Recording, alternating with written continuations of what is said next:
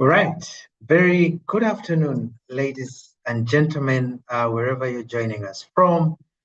It is indeed a very lovely afternoon across East Africa with bright sunshine and winds that are so fresh and sweeping across the East African region. It's a real pleasure to be with you all and welcome to you all as our distinguished participants and panelists this afternoon.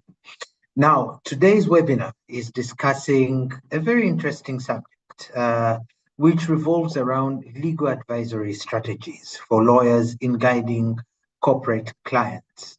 And before we start, I would like to just pose a very quick question to you, our participants. How many of you out there have had to advise clients where legal risks intersected with human rights, environmental obligations, or governance concerns?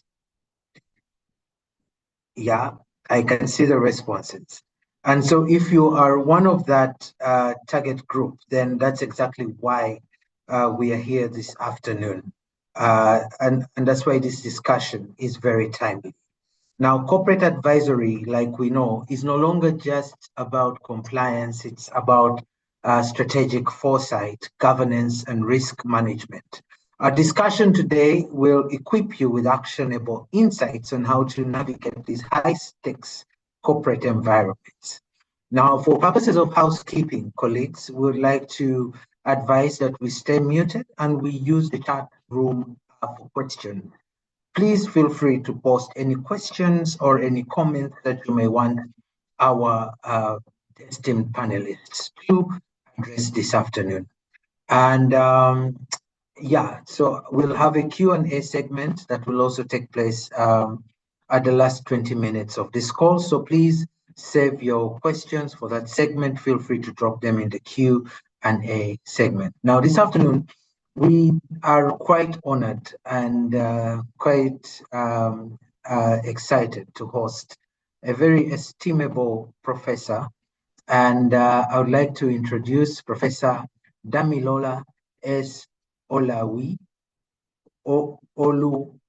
Olawuyi San. I hope I've not massacred your name, Prof. Who is the chairperson of the UN Working Group on Business and Human Rights. Now, Professor is a globally recognized lawyer. He's a professor and policy advisor, specializing in business and human rights, energy and environmental law. He advises on major global projects and bridges the gap between legal frameworks and strategic corporate decision-making.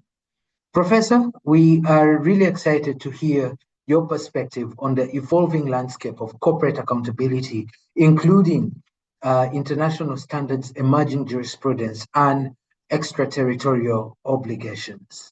Professor, you're welcome. Well, thank you very, very much. It's my great pleasure and honor to be with you all today. And I bring you compliments and greetings on behalf of all of us in the United Nations Working Group on Business and Human Rights. I will share my slides. I hope you can see my slides. If so, then I will proceed with it. I've been asked to speak on the evolving landscape of corporate accountability. And as I was rightly introduced, I'm currently the chairperson of the United Nations Working Group on Business and Human Rights. And I will say a few words about what we do in line with our mandate by the UN. And then, of course, I will give an overview of how the concept of risk is changing in practice and what corporate lawyers should be aware of. These days, as part of our mandate, we do have to do the difficult thing of sending communications out. And communication is basically when we have received a concern by someone that a business is affecting human rights, and then we have to inform. We write a letter to the embassy of the state concerned in Geneva to say this is what we've heard about a company in your country, and then it then escalates, and at times it could lead us to issuing a press statement or even doing a press conference. And I just know that, that is a situation whereby any company does not want to be in, whereby you are, whereby the United Nations Human Rights Council is condemning a business practice. But unfortunately, we have had to do a lot of that lately. And I think in-house lawyers have a key role to play in stemming that tide. Like I said, I'll provide some information about the working group. The working group on business and human rights was established in 2011 as part of a realization that businesses, even though they can be forced for good, can also impact human rights. So you will be aware that during the time of Kofi Annan as Secretary General of the UN, he then decided to, appoint Professor John Ruggie as a special advisor on this issue, and he drafted his recommendations, which led to the adoption of a document called the UN Guiding Principles on Business and Human Rights. And as part of the adoption of that document, our working group was established to take over the monitoring, the dissemination, and we are 5 members in the working group. You can see my I joined as a member of the working group in 2021, and you can see my picture when I was still younger before the human rights discourse has aged me a little bit. But we have a member from different parts of the world. I'm the member from Africa, but we have members from different parts of the world, making 5. It may interest you, since this is the East Africa Law Society, it may interest you that my predecessor in office, was Professor Gitu Mutai, the senior counsel from Kenya, former Attorney General of Kenya. In our work, before I go into the presentation itself, in our work, I mentioned the communications that we issue when we have been informed that a business is affecting human rights. We also organize the annual forum on business and human rights, which appears here. And in addition, we organize the Africa Forum on Business and Human Rights. We also collaborate with other regional fora like the Arab Forum on Business and Human Rights, Latin America Forum. And part of our work is to also undertake, what we call country visits, which is when we are aware of issues in a country and we write to the state to say we would like to come and do a fact-finding mission on the activities in that state. And it's normally a 2 weeks, about 10 days working visit, after which we issue a press statement.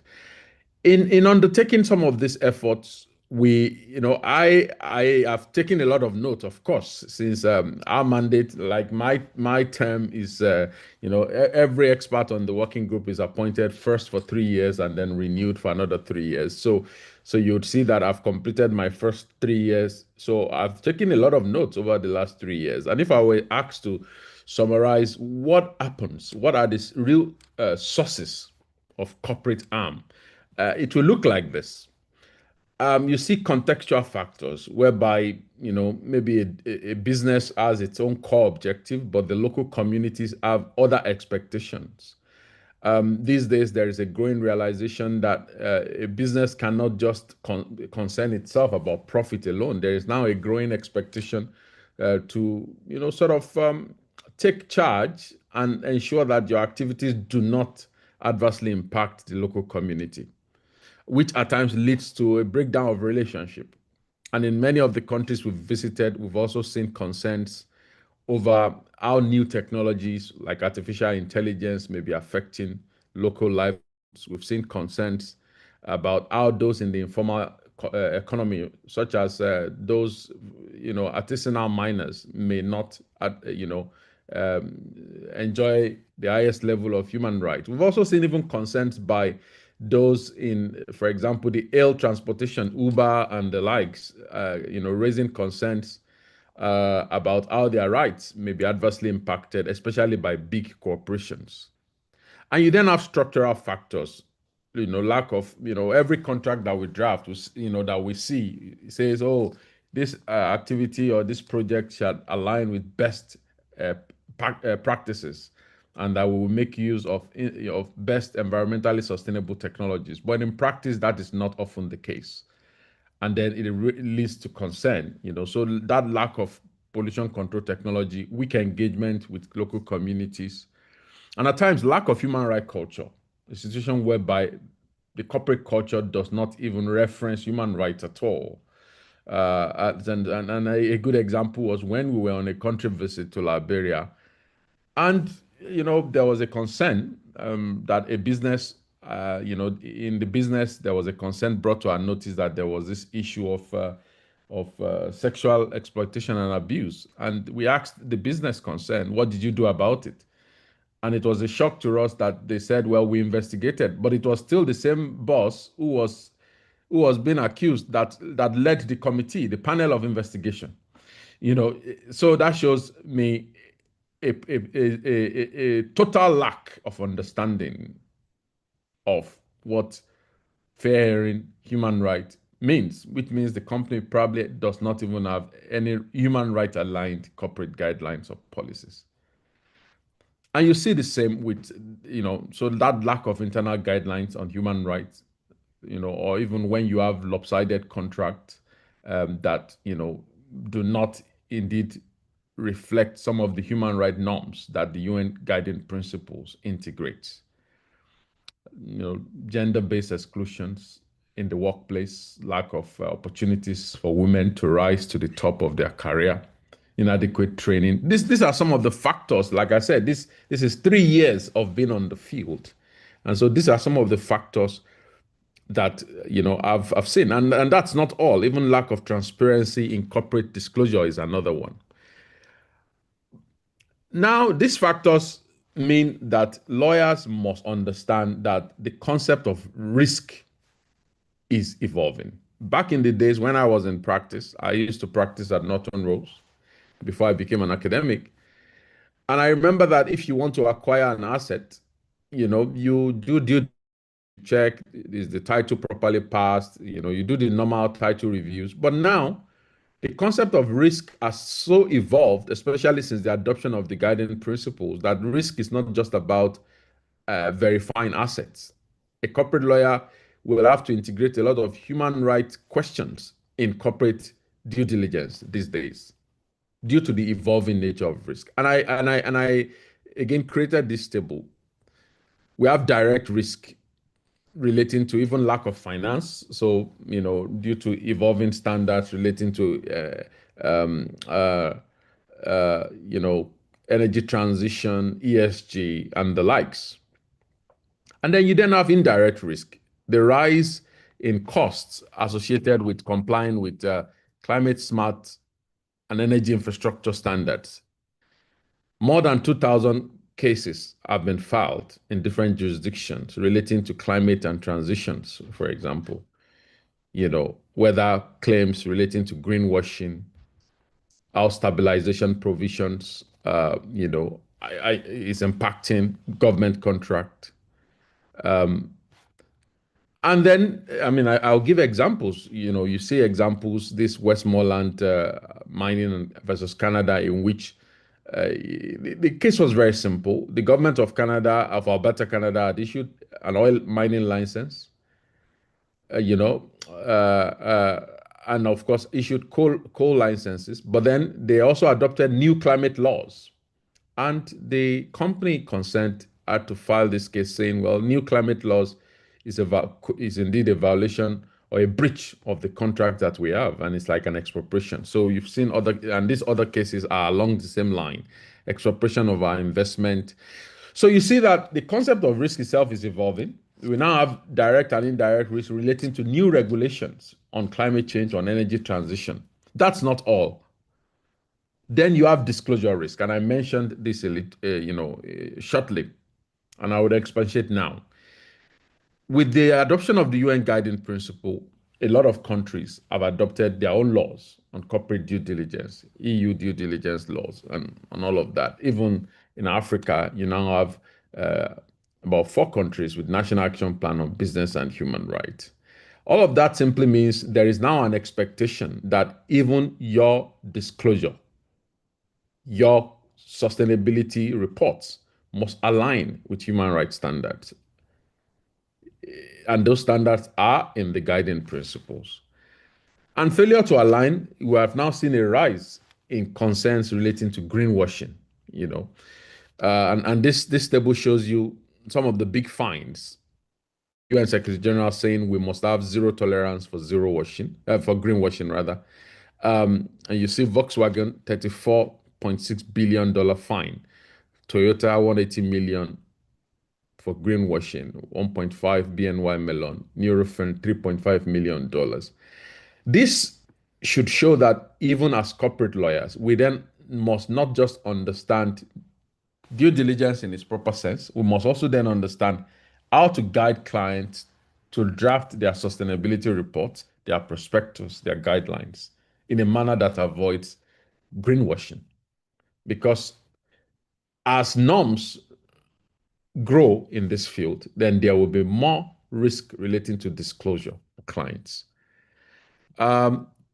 So this is a summary of some of the key things that we should keep in mind, and I'm sure some of the panelists will discuss more on this ESG.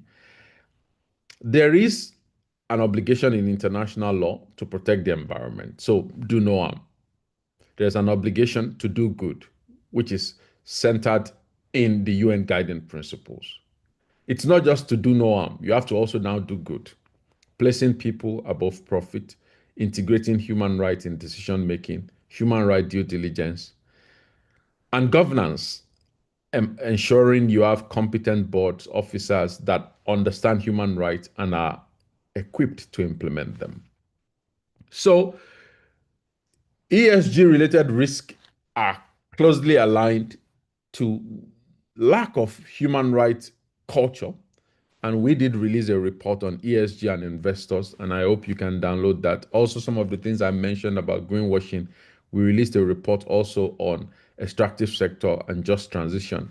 So highlighting how the energy transition is changing the concept of risk. Of course, I've mentioned a third pillar or a third thing that is changing the concept of risk is the use of artificial intelligence. For us, we are concerned about human rights risk that may emerge from people losing their jobs, and not having the adequate safeguard. Just last week, we received a communication about a company that decided to fire maybe about 1,000 people because AI can now do their jobs. And of course, we are looking at that right now.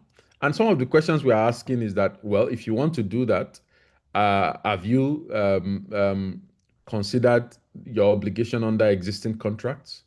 Have you considered your obligations under international human rights law? It is not enough to just say, oh, we can save some money by cutting 1,000 jobs and use AI to do it.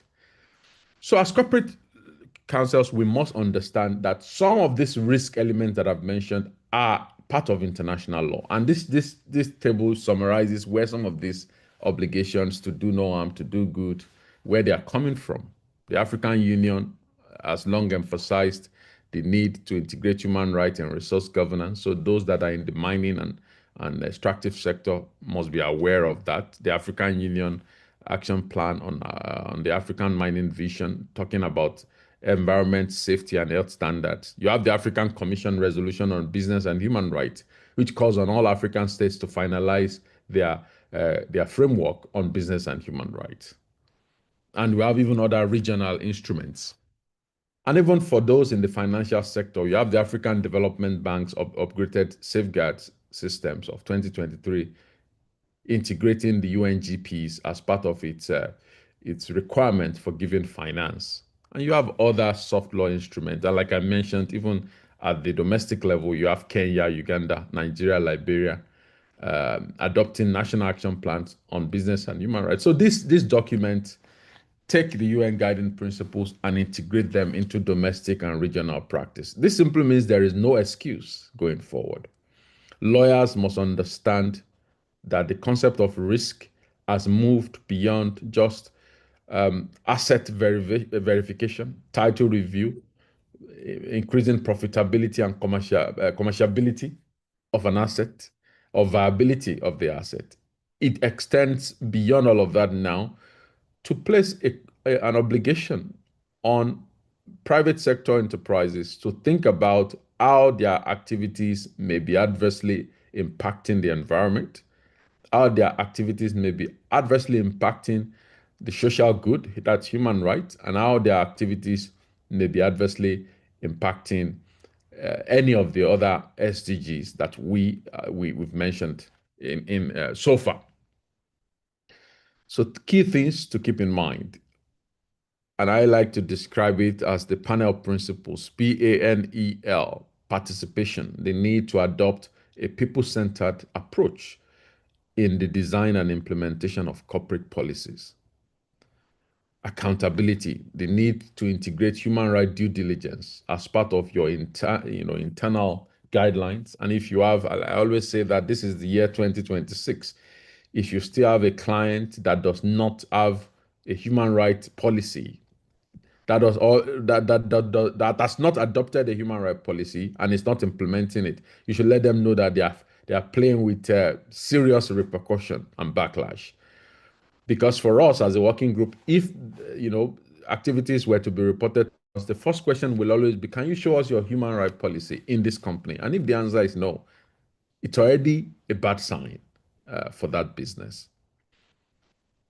Non-discrimination and equality as well, ensuring that all your activities, guidelines, policies, monitor vulnerability, particularly for women, youth, and ensuring inclusion, both in the workplace, in your guidelines, in your practices. And of course, access to information will include no greenwashing, as I've mentioned, compliance with sustainability and climate disclosure requirements, aligning your sustainability policies with the UN guiding principles, the 3 pillars, ensuring that those reports are publicly accessible in a language that is understood by the local communities. It's timely, it's recent, it's relevant. And of course, legality has to do with respect for human rights, integrating respect for human rights across the entire value chain. This will include ensuring that you have a feedback system. So if someone were to be complaining today that their right was impacted, how do you plan to take that feedback? How do you plan to investigate? Which is pillar 3 of the UN guiding principles on access to remedy. And this does not have to be a complicated system. It could be, the other time we were on a country visit, I believe that must have been Liberia as well. When we asked a simple question, how do you take from a company? How do you take feedback from local communities? And they said, well, we have a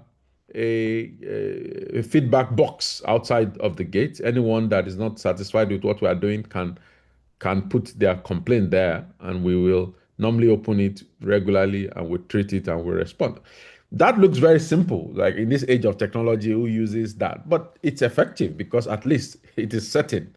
People know that if there is a complaint, this is where to drop that complaint and it will be dealt with. So a company must evolve these mechanisms based on their work that they are doing, but it must be certain, it must be transparent, and it must be accessible. So I've already summarized the 3 pillars of the UNGP, so I wouldn't waste further time on it. The state duty to protect, the corporate responsibility to respect, and access to remedy. And I've been focusing a lot on pillar 2 and 3 because this is corporate governance. So the corporate responsibility to respect human rights and access to remedy, which I've just talked about. So I will leave you with this chart, the 5 steps to effective risk management. I think for corporate lawyers, the key things to keep in mind will be, number 1, material risk identification. You should go back, if you are like a general counsel, and say, okay, for the kind of business that we do in this company, what are the likely risk factors? Is it lack of, is it greenhouse gas emission footprint? Is it human rights risk? Is it disclosure risk? Some of the risk I've talked about. What are our risk factors? And if you have a comprehensive identification, that will lead you to then develop or design what we call risk control methodology. For each of these risk factors, how can we tackle them to minimize fines, loss of regulatory license, or backlash, reputational damage that may come from the UN investigating a business. So, firm-wide policies, maybe climate-smart products, specifying who should be responsible for monitoring this particular risk or that, mobilizing resources, training, creating training programs. We must remember that training will be key, both for the board and for those on the field. And then that leads to systemic risk control focal points, appoint officers that will be responsible. These days, since the UNGPs, we now have companies having sustainability officer or a greenhouse gas monitoring officer or human rights officer. That's a practice that I think should be encouraged. And if there is any business today that does not have such sustainability aligned roles and designations, I think they are also playing with a lot of problems in this age of evolving risk, definition of risk. So, of course, that would then lead to, when you've identified the key officers and you've employed or you've trained them to do that role, then they will be able to design UNGP aligned corporate reporting manuals. So whether it's a sustainability reporting, climate disclosure, CSR, human rights reporting, they would be able to ensure that those disclosures are timely, are relevant, are accessible, and aligned with international best practice. And of course, education and monitoring will be key, as I've mentioned before, tracking of cases or complaints or concerns that are emerging, establishing both internal and external mechanisms to address them, training your frontline officers, and ensuring that everyone understands their obligations and their what they should do to be to align with the expectation of the UNGPs. The UNGPs, even though it's non-binding, it has created a robust guideline on what responsible states and responsible businesses should do to respect, protect, and fulfill human rights. And we know that lawyers, being the frontline officers that work with companies and small companies, you have key roles to play in ensuring that stakeholders align their practices with the UNGPs. So I want to encourage us, in this session, to think about strategies to implement all of these things that I've mentioned. And you can count on us at the UN Working Group to support your work. I invite you to join us at our next Africa Forum on Business and Human Rights. The date will be announced soon. I invite you to join us at our next 15th Forum on Business and Human Rights in Geneva. It's particularly crucial because it's 15 years of the UNGP. So we plan to have a very robust program in Geneva at the end of November. So please join us. And of course, feel free to stay in touch so that we can support your work in this regard. I want to thank the EALS, the East Africa Law Society, for this opportunity. And it's been a wonderful pleasure. And I wish us all a wonderful rest of the session. Thank you very much. Thank you so much, Professor. It's really been quite an illuminating keynote. And for me, what really emerges from your presentation, Prof, is the fact that corporate accountability has moved beyond voluntary corporate social responsibility into what we can call structured governance and legal framework. And if I may borrow from the 3 pillars of the UN guiding principles, the step duty to protect, corporate responsibility to respect, and access to remedy. Human rights considerations, Prof, like you've rightly mentioned, are no longer external to corporate operations. They're actually embedded directly into enterprise risk management. And furthermore, Prof, I would like to thank you for the 5-step risk management approach that you've outlined. That makes it very practical for us all, because here we're seeing that companies must identify material risks across their value chains, institutionalize oversight at board level, disclose impacts transparently and continuously monitor outcomes. And this makes accountability operational, measurable, and increasingly enforceable. For lawyers advising corporate clients, the implication of all this is very clear, that compliance is no longer a checklist. It's a management system that must be designed, supervised, and defended.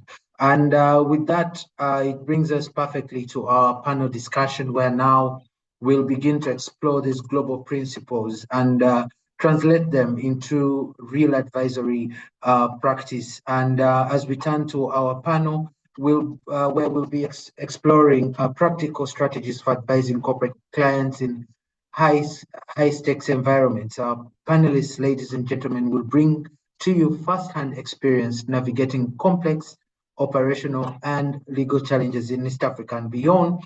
And I'm thrilled this afternoon to introduce our first panelist, Ms. Clarice Wambua, who is an advocate of the High Court of Kenya. She currently serves at CDH, where she leads the Kenya team on energy, environmental law, pro bono, and human rights. She has extensive experience in advising clients in extractives, infrastructure, agribusiness, managing, and finance, and has been recognized as a Green Ambassador in the Legal 500 EMEA Green Guide 2024, as well as among Kenya's Business Daily Top 40 Under 40 Women. Clarice, this afternoon, will share with us our insights on advisory strategies in high-risk sectors and projects. So Clarice, you are welcome to make your presentation. And while Clarice comes on, colleagues, if you have any questions for Prof. Clarice and Madeline, please drop them in the Q&A segment, and I'll be reading them at a later stage. Thank you. Clarice, over to you. Thank you very much, Gabriel. Good afternoon, everyone. It's really an honor and a pleasure to be speaking this afternoon, especially coming after Prof. Damilola, who has really shared very insightful points, and I hope I'll do the presentation justice and speak on what I have titled as Advisory Strategies in High-Risk Sectors and Projects, Tips for Lawyers in the Hot Seat. And as I go through this discussion, you'll understand why I'm calling the seat hot and why lawyers need some tips to be able to address the high risks that are in certain sectors and projects. So to start off, what we're observing is that there's a proliferation of a lot of extractives, infrastructure, agribusiness, manufacturing projects in many of East African countries. And we see a lot of high-value financing in these particular sectors. And what is driving the growth or the proliferation of these types of projects is mainly country developmental goals. So when you look at the different East African countries, from Kenya's Vision 2030 to Tanzania's DIRA 2050, Uganda's Vision 2040, Rwanda's Vision 2050, Burundi's Vision 2040 to 2060, and South Sudan's Vision 2040, what you notice is that all of them have more or less the goal and the desire to develop. And there are certain sectors that have been highlighted as critical for this growth and development. And the reason that these particular sectors are emphasized by these countries is because of their potential for growth, their potential for poverty alleviation, and also to meet the needs of the growing populations in these countries. We know that by 2050, Africa is actually going to be one of the continents with the highest population, and there's going to be need for a lot of food. We already need good quality food now. It's going to be more in the future. We need the requisite infrastructure, and we need also to take advantage of our natural resources. So you then find that we have agriculture and agribusiness as one of the key backbones of the East African country economies. And then we have infrastructure, increasingly a lot of road development, rail, aviation, maritime. And the projects are not just national, we are seeing also regional integration. There's an emphasis on manufacturing in the countries. Special economic zones, export processing zones are coming up. And the aim is to make use of natural resources like cotton, sisal, and the rest, for example, for textile industries. Then we're also having extractives. We know we are living in the age of critical minerals. We need them for the growth of the green sector. We are hearing of the need for lithium-ion batteries. We know we need rare earth minerals increasingly. Gemstones are becoming popular as jewelry becomes even more popular. And then we have oil and gas deposits that have been discovered in these East African countries, and they're attracting foreign direct investment for exploitation and extraction. So with this growth of this kind of sectors and projects in these sectors, we then see that they are being viewed as key drivers of economic growth. However, they are also high risk. So there's high risk, there's the high reward component of how they are viewed, but there's also need to notice that they are also high risk. And what makes them high risk? One is that they face uncertainty and challenges to their existence. And there's a probability that these projects can start and not be completed, leading to financial loss, reputational damage. And the reason that they face these challenges is because of the impacts we see when these large-scale projects are abounding in different countries. They definitely have impacts that have been perceived or are noted to be detrimental. For example, they have environmental risks. The risks, when not well managed, you find that there's severe environmental degradation, for example, from mining activities, deforestation, and these risks have an effect on local communities who rely on the environment. The high-risk sectors and projects would also be conceptualized as high risk because of their social impact. For example, in manufacturing and industry, when we are increasingly talking about export, special export zones and the rest, there is now a push for AI and automation, and this can lead to job losses. There's also workforce challenges that we're increasingly noting, occupational hazards and safety risks that are overemphasized in these particular sectors. Then there is the need for land. We know that the extractives industry, agriculture sector needs land to operate. And we know that land in African countries is a sensitive, socially complex issue with multiple interests and informality in the sector. This results in displacement of communities, social conflicts, human rights abuses, with particular negative effects on marginalized communities. Another reason why the sectors I have mentioned earlier on are high risk is because of the high public scrutiny that they are facing due to their human rights dimensions, the public interest, and the use of public assets in many cases. For example, if you're using public land for infrastructure, that is a public asset, and there's high visibility, high scrutiny. The regulatory environment is therefore very tight for these particular sectors, and then projects therefore face regulatory risk, and they need to be more vigilant in how they are compliant with the regulatory framework. We also know that there's incidences of corruption, lack of transparency, regulatory capture in these large-scale projects that are considered high growth, and this distorts policy making, leads to unsustainability, and there's a lot of community disenfranchisement. We also have political risks that face these sectors.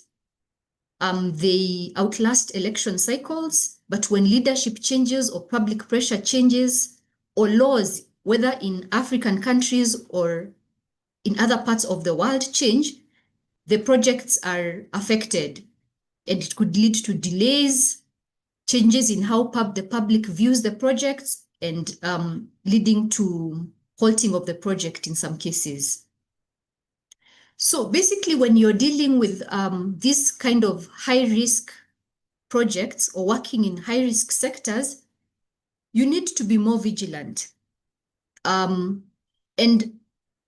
I'll therefore share some tips for lawyers on how to work across this to be able to address the risks that we face. And the tips for navigating, I would categorize them as focusing on land rights. One, we've mentioned that land is the critical base for most of these projects. So one thing to note when you're advising clients in such projects is to have your land rights clear, to dot your I's, to cross your T's as regards to land, due to the sensitivity of land, and noting that the dispossession of land is a human rights infringement. So one critical thing to note is to determine rightful entities to the land and who to contract with. These would be parties who hold a demonstrable legal or beneficial interest in the land.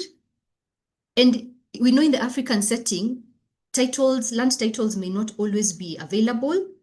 There could be people with beneficial interest in land due to possession, due to inheriting the land, but no titles have been received. Succession processes have not been complete.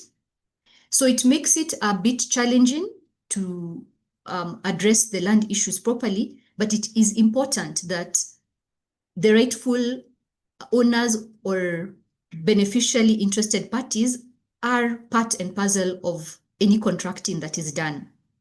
In the case of many projects, community land is relied on, and this even brings in the need for a higher threshold in terms of how you ensure that communal interests are covered.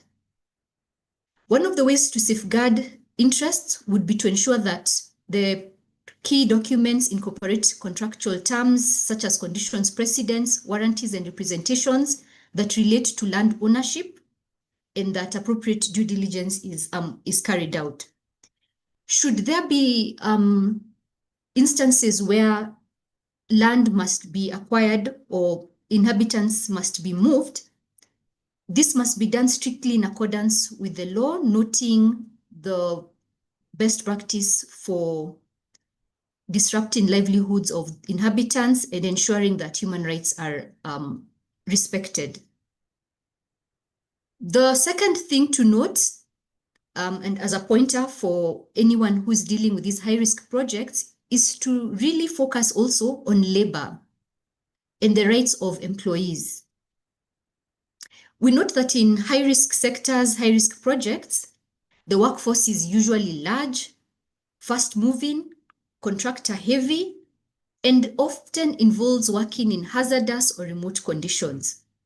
Therefore, as a lawyer, you should adopt a proactive advisory approach, ensuring that your clients establish labor control framework from the get-go and not waiting for the first incident and then adopting a reactive way of responding to issues that arise. The framework should include clear contracts and terms of engagement, comprehensive safety induction, robust incident reporting, HR policies and procedures that are operate using a GESI lens, meaning that you have gender inclusion, and you also ensure that the rights of persons with disability are protected. Grievance handling measures must also be in place. Anti-harassment, whistleblowing, and other policies must also be there. And then note that it's not a one-size-fits-all, and that the policies and procedures must fit the scale and nature of the operations. The third limb, or the third pointer, is to remember the environment and the need for environmental compliance. So environmental compliance must be a material project delivery issue, not a technical add-on. Therefore, lawyers should maintain a live register of all environmental approvals required by a project, and ensure that these are actually procured prior to the start. Particularly in the case of environmental impact assessment, in many countries, any activity that happens without an environmental impact assessment is deemed null and void, and any contracts are deemed null and void. So it's important that even if you're a corporate lawyer, you must have an understanding or at least an awareness of the importance of certain environmental licenses and approvals, key being EIA licenses and many others depending on what sector and what activities are going on. For example, you may need to also look at waste and how it's been managed, air quality, water, biodiversity, and many other areas that touch on the protection of the environment. Also note that projects in some countries are determined based on their risk factor. For example, are they high risk, low risk, or medium risk? And the approvals or licenses you require will be different depending on the categorization. And this can be found by a review of the environmental laws of the country. The fourth pillar that needs to be carefully watched and addressed is stakeholder engagement. So as a project is being formulated, it's important that all relevant stakeholders are mapped, their needs and interests identified, and their needs and interests are also met. So therefore, in as much as we are lawyers and we normally deal with the contracts and go straight into ensuring rights and obligations, assets are maintained and protected, as Prof. Damilola mentioned, the risk profile is changing.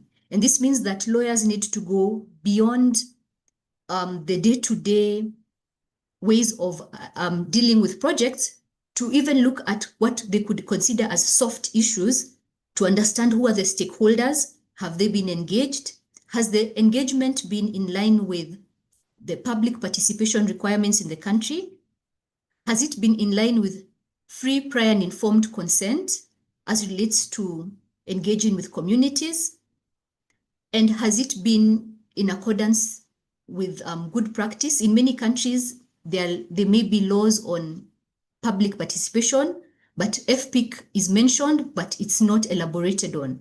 And then you find that it is being used as a tick box exercise without any clear or thorough means to how it is being carried out. So it must go beyond, stakeholder engagement must go beyond the tick box exercise to ensure that key stakeholders have been engaged early on to prevent issues later on. The fifth point would be general, and by general I mean general upskilling as lawyers. For example, from Prof. Damilola's presentation, there was mention of the importance of human rights policy making, human rights due diligence, but many lawyers do not have those skills. They were not taught in school, and many have not had the chance to encounter them in practice. It's important to note the trends and the change in risk conceptualization, and to then upskill to be able to meet the needs of clients and to be able to address these high-risk projects. So upskilling on human rights, how to carry out a human rights due diligence is important. Keeping up to date with the laws. Increasingly, we are seeing a turn towards a lot of environmental lawmaking, a lot of licensing and approvals are being needed. So it's important to keep abreast to be able to advise appropriately. Changes in labor law need to be on your fingertips. And then the last thing I would add is find ways to use artificial intelligence positively. For example, you could use it to monitor or keep a register of licenses and approvals, monitor actions and impacts of activities, and monitor even contractual obligations and human rights obligations. Now that was one limb of what lawyers need to focus on as relates to protecting their clients. The second limb of my discussion is to highlight that lawyers also need to protect themselves and to mitigate risk to themselves as they handle high-risk projects in high-risk sectors. And the reason for this is that increasingly, the client is not the only one in the hot seat or in the line of fire when human rights abuses are found to be happening. Even their trusted legal advisor gets caught up in that, and there is reputational damage.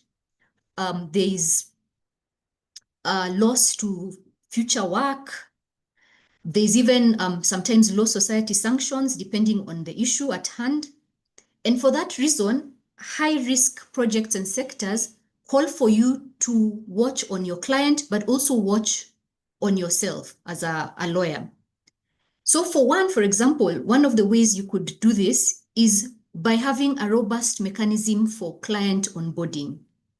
So anytime you have a new client coming into the firm, it's important to identify this client, understand the ownership of the entity, understand the sector they're working in and the activities they're carrying out, what is the risk, carry out even some due diligence at office level, for example, internet searches, to understand, are there any cases? Has this client already been flagged for whether it would be corruption or other red flag issues that you need to be aware of in this sector or project? Because it then it prevents you from having to learn of new surprises when you're already knee-deep in the project. So client onboarding is quite important, and carrying out a form of risk assessment of new clients is advisable. The second thing is to be clear on scope. What can you do and what will you do? And what can you do and will do well? In as much as we say and highlight the importance of human rights due diligence, environmental impact assessment, if you're not specialist in the area, be clear that you advise that it is important for this to be carried out, but a specialist needs to be on board or to be hired for that. Document what you will do and can do, carve out what is not within your scope, and flag that it needs to be done. Also note that high reward, high risk works comes with a lot of pressure to deliver quickly. So you need to be extremely clear on the timelines that you can work with, and the assumptions, the facts you're relying on, and the exclusions, what you do not verify, and to ensure that you are covered from a risk perspective. And lastly, I would just mention payment as well. Given the challenges that these projects face and uncertainties, ensure you have signed letters of engagement, agree on fees, payment terms, delivery milestones, and when all is said and done, do your work well and document everything. So in a nutshell, lawyers working in high-risk sectors and working on high-risk projects are working in a sector and project that is really opportune for them to be able to infuse human rights dimensions, human rights lens in their work. And therefore, it is not a scary piece of work to be in, but actually one that offers the opportunity to deliver your country's development goals, but also deliver work that has great impact for the environment, for society, and for the greater good as a whole. And I think I'll end the discussion there and open up for questions when the time is due. Thank you very much. Gabriel, over to you. Yeah, thank you so much, Clarice, for giving us those very wonderful tips for lawyers in advising clients on high-risk sectors and projects.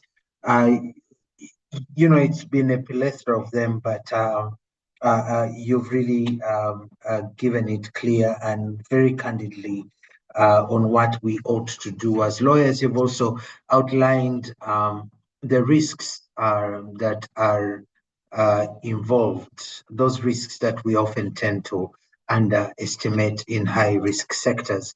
So thank you so much, Clarisse. We'll be taking questions. If you have any questions, please keep dropping them in the Q&A segment. We'll read them out to our panelists, and we'll have them answered shortly. Now, moving on to our next speaker. Our next speaker, as we move on to Ms. Madeleine Kimei, who is a founder and principal of iResolve in Dar es Salaam, a globally recognized expert in dispute resolution, arbitration, and corporate legal advisory. Madeleine this afternoon is going to focus on crisis management, litigation risk, and remediation.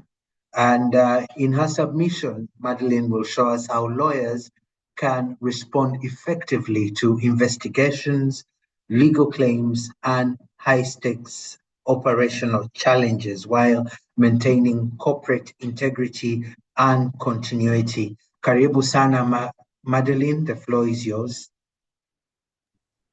Thank you for that wonderful moderation, Gabriel, and thank you once again for having me. Thanks to the EALS and these webinars, which continue to really upskill the legal fraternities within the region.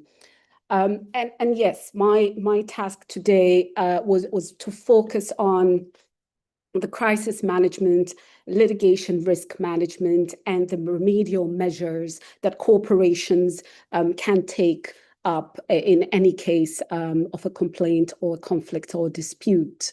Thank you to Professor for the wonderful presentation. I think he's really laid the foundation with regards to these potential disputes that can come around the ESG era that we're living in, and it is an era that has taken up a huge chunk of corporate legal risk, and that's why it's a critical issue to discuss early on in the year. Thank you, Gabriel. Now, I've gone ahead to have a few slides with me, which I'll share later.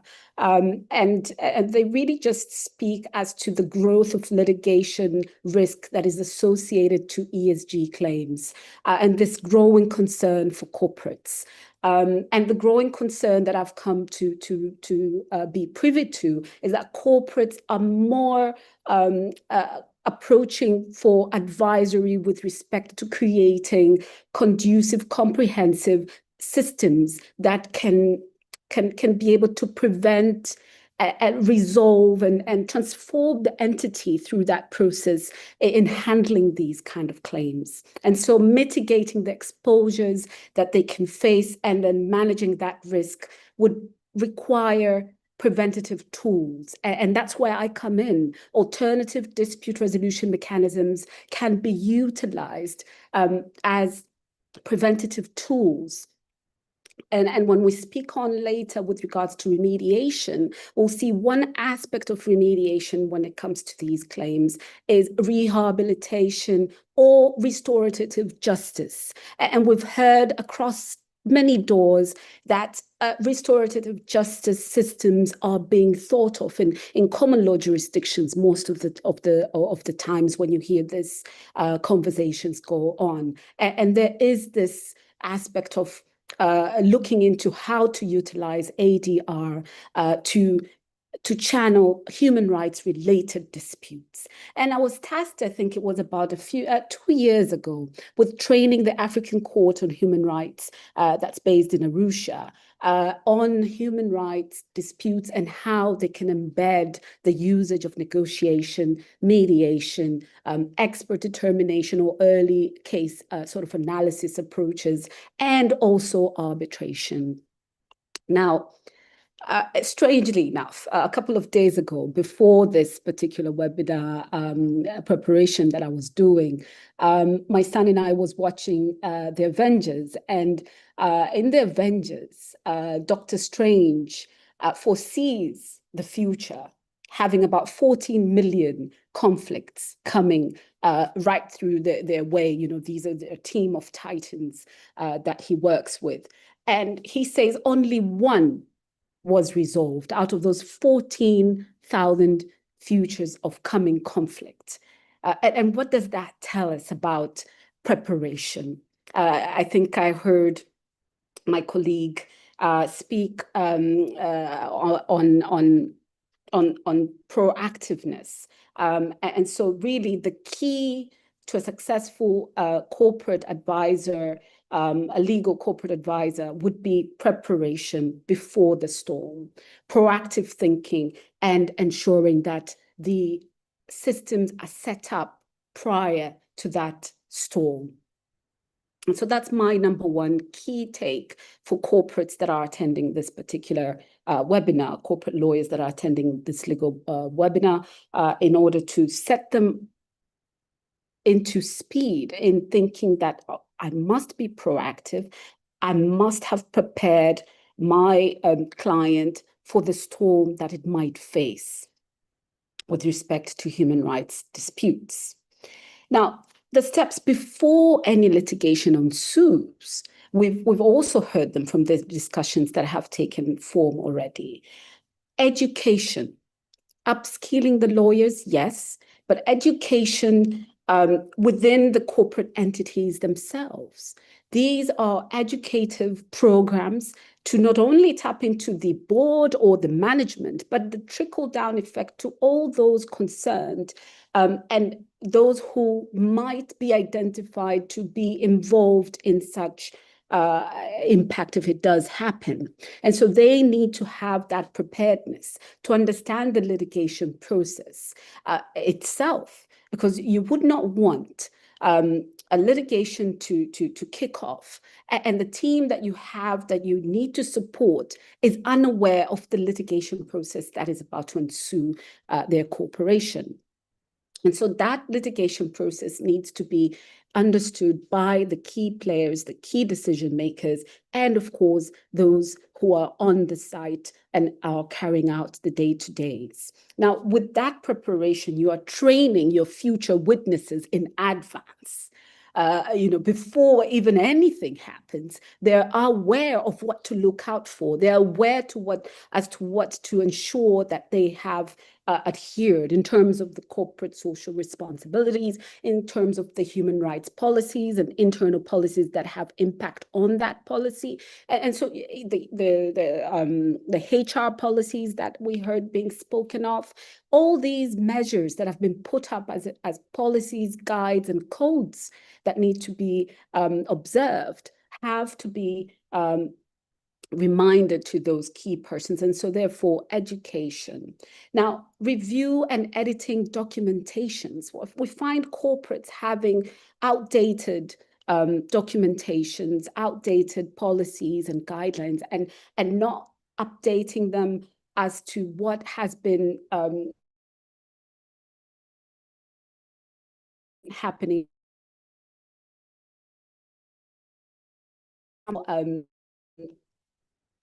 Protocols and guides have been issued that could enhance on those documentations that have already been put up by any corporate. And so your role as a corporate lawyer is to ensure that you're on top of these new developments and triggering these reviews of these documentations to your clients on a timely basis. And I've seen that happen. Most of the corporate lawyers in Tanzania, for example, have newsletters go off to their corporates. Now, if those newsletters follow on with maybe in-house service as to a training of some sort, or an actual upvamping of those policies and documentations, then that is best of a practice. Another issue which I would speak to, and this speaks to the preventative measures, the prior to any litigation coming towards you. And these are review of the hiring practices. And when I speak of hiring practices, I was an in-house lawyer at some point, and I'm trying to keep it simple because the time is not good enough for the presentation slides that I have. But as an in-house counsel, we had practices of how we will hire in lawyers for certain specific matters. Now, these processes, and I think I heard my colleague also speak on these, and she said, as lawyers, we also need to be vigilant. We also need to have our due diligence on our clients prior to any engagement and set forth the scope of work and so on and so forth. So does the in-house or corporate legal advisor that you have as a corporation. Hiring practices, the protocols that you have as a corporation will need to now align to the end game. Hiring attorneys that have specialist knowledge for human rights related matters, complaints, and the likes. This is crucial at this stage, where we've heard from Professor that this risk has evolved and it has been embedded within our risk frameworks now. And so therefore having that resource on the panel of lawyers or panel of neutrals that could aid that corporation to sort of deal with matters on a timely basis is crucial. Now, when I speak of panel of neutrals, it's different from a panel of lawyers. How is it different? And we're not accustomed, as especially entities in the East African region. I do not see many corporations maintaining a panel of neutrals. I find them to be very important, especially when it comes to workplace disputes, issues involving employment, where you do not really have to have the default as the CMA, the Commission for Mediation and Arbitration, but the default, in order for you to minimize the risk of reputational damage, compensatory damages, and financial exposures to your litigation handling, you might maintain a panel of neutrals, mediators that could be tapped into to come in and sit as independent, impartial persons and mediate and facilitate a negotiation between the employees and the employer, especially when you find that the internal grievance system itself could have been compromised to certain levels. And so therefore, having these hiring policies and protocols and practices within organizations is an utmost important aspect of our advisory to the clients that we onboard. When they're setting up their operations, when you're setting up their governance measures, these are things that you need to speak of at the very outset. And then, of course, there comes having a litigation department, a legal department within a corporation, or even if it's sitting outside of that corporation, but there must be a litigation crisis plan.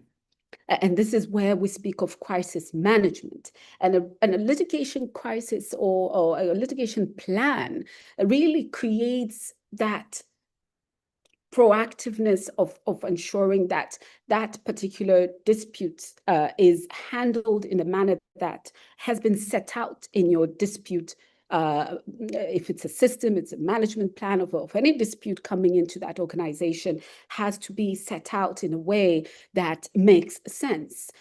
Initial intake mechanisms have to be set up for parties to be, or for complainants to be able to know how they can lodge a particular complaint within this particular organization. That same dispute system would set out investigation units, what roles they play within that corporation, and those investigation units, how they're to be guided through the investigation process. And the claims management process would provide a timeline, a clear timeline on how feedback is to be provided or resolutions are to be communicated to those who have filed complaints within against that particular corporation.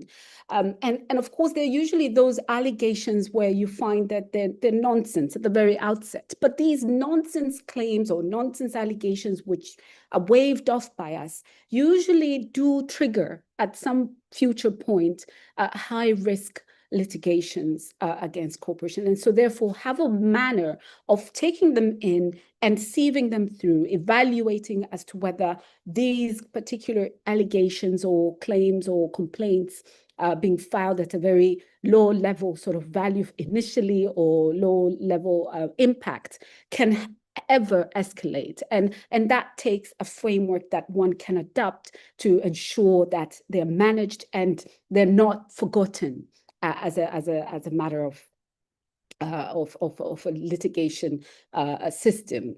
Now, a litigation dispute system, when we come in to design it, it's really organizations' way of reducing significantly litigation costs.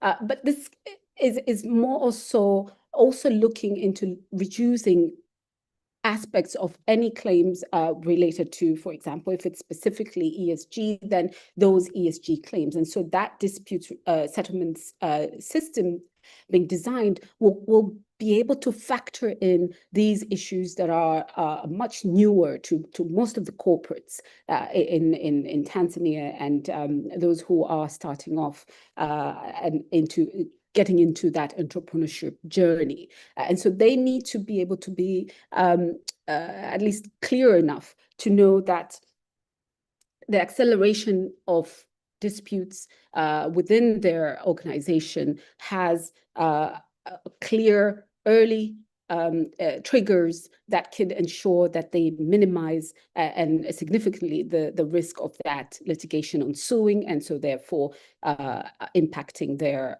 progress as a business. Now, the key components of any dispute system designed for purposes of any litigation, whether be it HR related or civil or corporate claims, their needs. What we do is usually adopt an assessment of some sort where we do a diagnosis of that organization. And so we heard also from the speakers that it's not a one size fits all. It's a specifically designed system that handles disputes at the very outset and has to be accommodative of that field or sector of that organization's game plan. And so analyzing that dispute portfolio, viewing the data, interviewing and being able to understand the risks associated to that particular operation is at the forefront of any system design. And then we would then tailor in and create protocols for different identified risks rather than, of course, the one-size-fits-all approach. And then, of course, in these particular system designs, especially those heavily leaning towards HR-related matters, we will focus on interest over the positions of the parties. And so there comes in less rigid adversarial sort of approaches. And then that's where we come into negotiations, mediation, community mediation. I think this is a very key mechanism, community mediation. It's done very differently from commercial mediation because of that community aspect of things, where a different technique loops in to ensure that that mediation factors in and takes in every concern of those participating, and those participating are fully informed of the process and fully informed of the different resolutions or best resolutions and pathways that could live in from that. And then, of course, within that system, and this speaks to tackling preventions and early interventions, and that is putting in voluntary sort of management or early trigger of any conflict or complaint in an assessment formula where that particular determination of that analysis, that you find the assessment and you analyze the situation, you formulate some sort of resolution path early on when a trigger comes in, and that system is designed to ensure that that early case analysis is conducted prior to anything else. Now, the system itself and these dispute systems, when being designed, consider both internal factors and external. We have regulatory risk, we have governance risks, and so there's the structuring of that has to consider the externalities that contribute to these particular issues coming up. So ensure that it also aligns to the corporate strategy, the strategic goals of that corporation, the costs that it can endure, and then of course the end goal. And that's what makes the core components of these systems when designing them. And so that was really diagnosing the situation, designing it to be specific for a customized procedure for that corporation, and then implementing it within that organization takes training of the stakeholders. Once again, training comes in and involving those stakeholders and establishing protocols within that organization so as to ensure that the system that you've designed to ensure that any dispute or crisis or conflict is well handled, is well understood. And then, of course, with these kind of systems, there needs to be some form of evaluation, and that is evaluated by either internal audit systems or that can be done periodically to measure whether these particular systems that you've set up are working at all and saving you the costs that you initially aimed to save. So in wider context, whether the dispute system design is the right thing for an organization, there are many factors to take into account, and with HR related matters, we are seeing more and more cases in the arbitration field. In the arbitration field, in the alternative dispute resolution field, we saw the slide, and that became of interest from Professor when he was President Damilola when he was presenting, and he presented matters that were at the ICSID. And the ICSID is a channel of which investment treaty disputes are being managed and disputes are being arbitrated through that forum set up by the World Bank. And human rights has now evolved into the investment arbitration proceedings, and it's not new in the investment arbitration proceedings. We can see over the past couple of years, investment treaties adopting measures within those treaties, such as the Pan-African Code, Investment Code. If we look at, I think it was Article 24, Ethics and Human Rights, and it dedicates that chapter, which is the fourth chapter of that code, to investors' obligations and investors' obligations with respect to human rights. And it obligates investors 6 provisions, framework for corporate governance, social political obligations, bribery, corporate social responsibilities, and obligations as to the use of natural resources. And then the 6th dedicated aspect was business ethics and human rights, which is now found under Article 24. So businesses would have, especially investors coming into the country, would have to be aware of these provisions in the investment codes. In the model BITs that I've come across, for example, the Netherlands, they specifically also have provisions providing for the duty to protect business-related human rights. And so these are codes that if you're designing a dispute system for a particular corporation, you would have to be aware of, whether the business is being channeled off the Mauritian BIT or the British BIT or the Netherlands BIT, or if you look further, maybe they've adopted the Indian model, which the 26 model also has provisions on sustainable development and corporate social responsibility.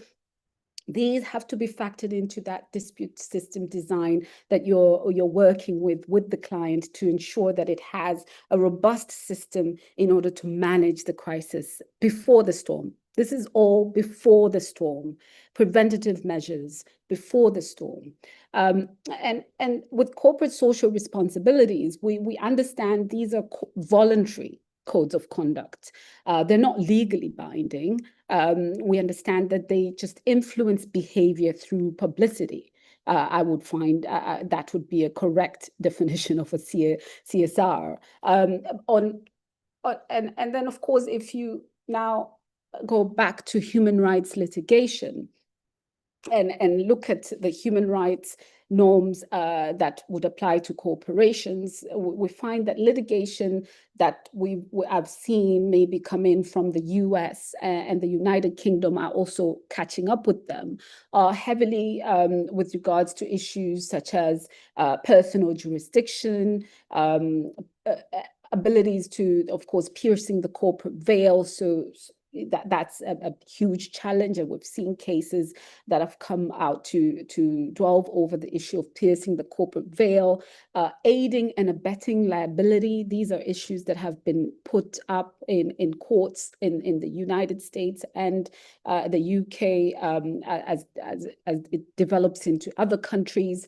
and much more causes of action are building up. And that's why in mind comes the 2019 Hague Rules on Business and Human Rights Arbitration. And the Business and Human Rights Arbitration Rules, named as the Hague Rules, these are a set of rules for arbitration related to business and human rights disputes, which individual human rights have been impacted by the business activities. And as if, so this was very, very new for me when I looked at it, because I'm used to having contract arbitration clause, and then a dispute arises. I rely on the arbitration clause, a contractual agreement that we will resolve this dispute using arbitration. But in a business and human rights perspective, this is not really what happens. And so they could not rely on the rules that were common to the corporate and civil disputes. And so therefore, they have put up a framework of rules in 2019 that could accommodate business human rights related disputes, and in particular arbitrations under this Hague Rules. Which can provide the possibility of a remedy of those affected by human rights impacts of business activities, and sets up a pillar number 3 of the United Nations Guiding Principles on Business and Human Rights. So we're going back to the UNGPs on business and human rights. And if you look at these Hague Rules also, they provide businesses with a mechanism for addressing adverse human rights impacts with which they are involved. And that's on pillar number 2 and principles 11 to 13 of the UNGP. And so having these in mind, when you're designing systems at this day and age, can create a very strong dispute system that could mitigate any risks of litigation ensuing and having the negative effects that we've seen. And of course, if we look at countries such as Tanzania, we've seen cases dealing with, at the ICSID, dealing with the issue of ESG, the Ras Bamba case, the Eco Development case. These are both pending at the ICSID. And so it is crucial for businesses when being advised by their corporate counsel to ensure they have these systems, and these systems incorporate these issues that I've just discussed. Now, going back to having designed the system, there's the issue of investigation, and in an investigation within that dispute system, you would find that you would be guided as to how investigations can be triggered. As I said earlier, investigation units, whether internally or externally. There's situations where you would find that an external investigator would work better as opposed to an internal investigator. So it's important that the investigators that you have put up and in your advice to your clients is that they have expertise in conducting the investigation. They are impartial and biased, be knowledgeable about the laws that relate to that particular claim or dispute. If it's employment issues, then they should be cognizant of employment laws. They discreet and committed to maintain privacy, because with investigations, it's of utmost importance that they're confidential and have that ability to also attend to any hearing if a litigation does ensue, then to present their evidence. So having an internal investigator has its advantages because they are familiar with the corporate culture. They have the corporate history. They understand the policies and the personalities that are working within that organization, and of course cost effectiveness. But as counsel, if you're able to also find that the outside investigator might be of much more increased objectivity, then you might be in a position to put that advice forward. Of course, this is much more technical advice as opposed to anything else, but you're charged with ensuring that at the end of the day, when that investigation report, and I recall when I was in-house counsel, I had my say in the investigation report, and in looking at the investigation report, you as a legal counsel or as a corporate lawyer, informed of the risks of ESG and so on and so forth, you're able to look into that report and have a section where you provide your assessment and analysis, and of course, at the end, and recommendation as to how that particular issue can be dealt with. It's very important at the very outset to do that, that you provide your legal opinion on that report so as to aid decision makers within that organization in making a plan for a way forward, whether to institute legal proceedings, whether not to institute legal proceedings, whether to issue a notice for disciplinary hearing or not. An example of a matter that I recall is that the investigation had been completed. Yes, there was a good cause for calling in the disciplinary hearing of that particular personnel. However, at that point, that personnel had already been dragged to the police station and criminally charged. And then looking into the law on employment law in Tanzania, you cannot then terminate a person that is pending criminal proceedings. There's a specific section in our Employment Act.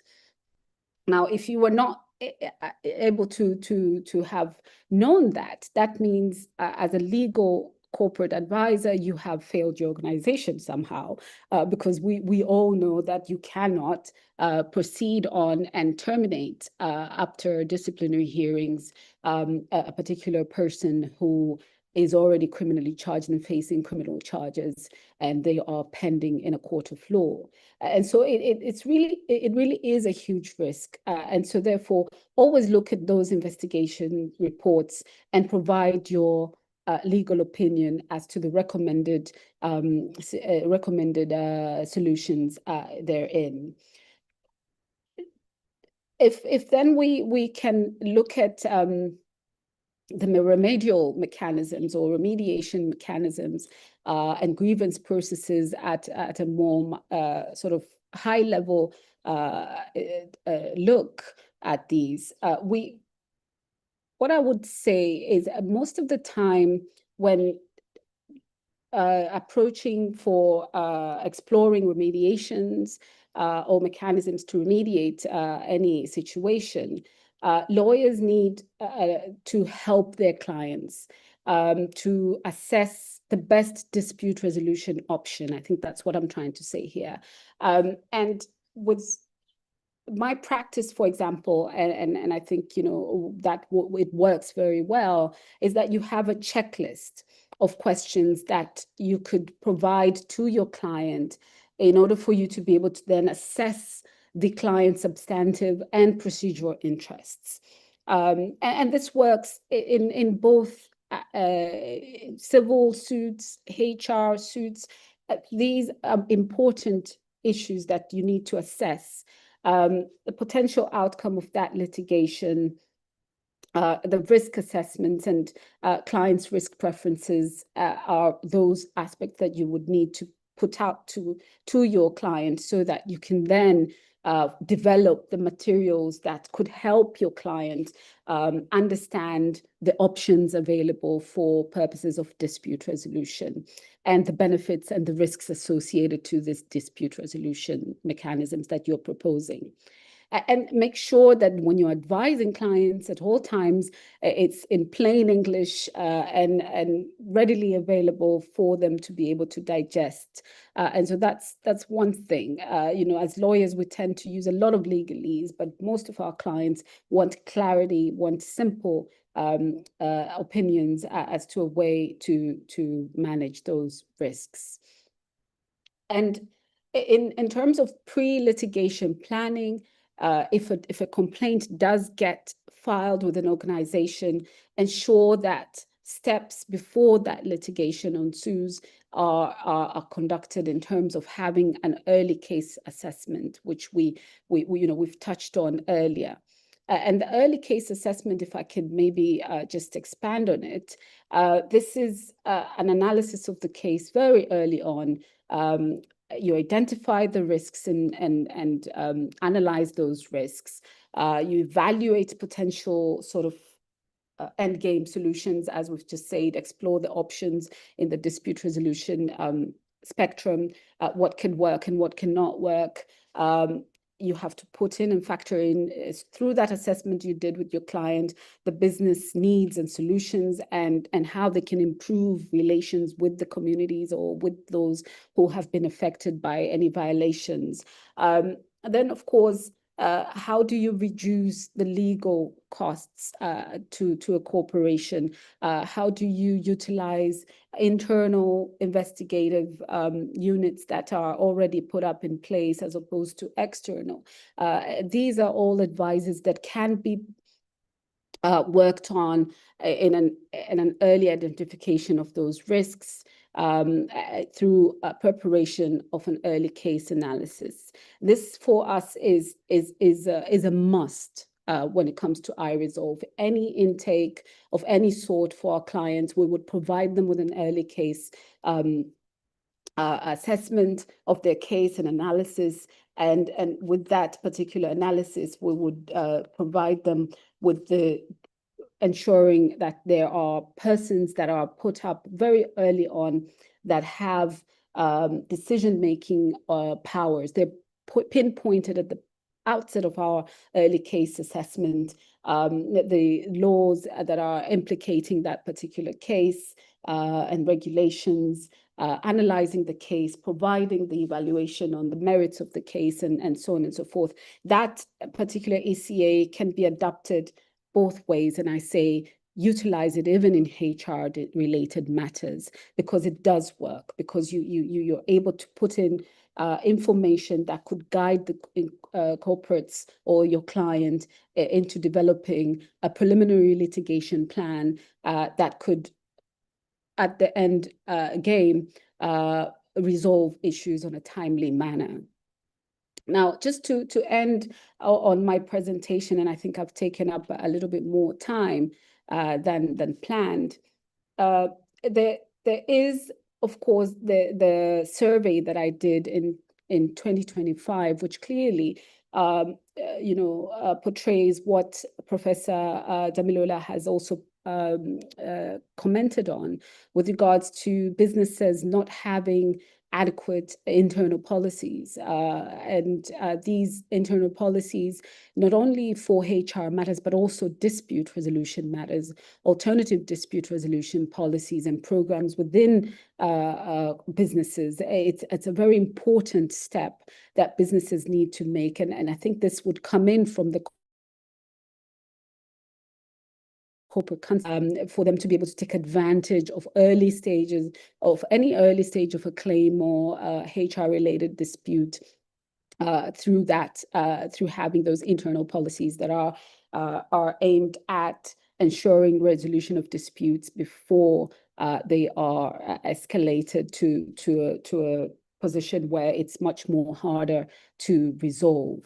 So Gabriel, I think I'll leave it there for now and take in questions. Thank you. Wow, thank you so much, Madeleine. It's been quite insightful, and thank you so much for those practical insights on crisis response and remediation. And your presentation, coupled with Clarice's discussion on preventive advisory, now gives us a clear, full spectrum of what it means when we say anticipating risk to managing disputes when they arise. And what I'm picking up here is, and what becomes clear to me, is the fact that advising corporate clients today requires lawyers to operate both strategies as problem solvers, preventing harm where possible and preserving integrity and continuity when challenges occur. It's at this juncture, friends, it's 17 minutes to the hour of 4. It's at this juncture now where we'd like to hear from you, our esteemed participants, and would like to thank you all who have been dropping questions in the chat box. This is the time, this is the hour that we've been waiting for, the time when we get our questions answered. And I'd like to go straight to our first question. And our very first question comes from Belinda Majani. I hope I get your name right, Belinda. Belinda is asking, under the UN guiding principles, ensuring a living wage is a fundamental corporate responsibility, not merely an economic issue. Yet, many countries still follow minimum wage standards. How can the UN guiding principles effectively bridge the gap between voluntary corporate action on living wages and the reality of stagnant national minimum wage laws? And then she goes on to ask, should the minimum wage be legally redefined globally to align with the living wage definition to ensure human rights are not compromised by economic policy? I think that question goes straight to you, Prof. If you had it, perhaps you could respond to it. Can you come again, please? Yes. So Belinda is asking, she phrases a statement and says, under the UN guiding principles, ensuring a living wage is a fundamental corporate responsibility, not merely an economic issue. Yet many countries still follow minimum wage standards. And she's asking, how can the UN guiding principles effectively bridge the gap between voluntary corporate action on living wages and the reality of stagnant national minimum wage laws? And she goes on to ask again, should the minimum wage be legally redefined globally to align with the living wage definition to ensure human rights are not compromised by economic policy? Thank you very much. It's a very important question by Belinda. And I think as part of our work, and as I mentioned, the UNGPs has 3 pillars: state duty to respect human rights. And we always emphasize that states are the duty bearers when it comes to human rights. So, responsibility and duty of the state to put in place robust laws to ensure that the human rights of workers are respected and are fulfilled in practice. And I think the issue of living wage is is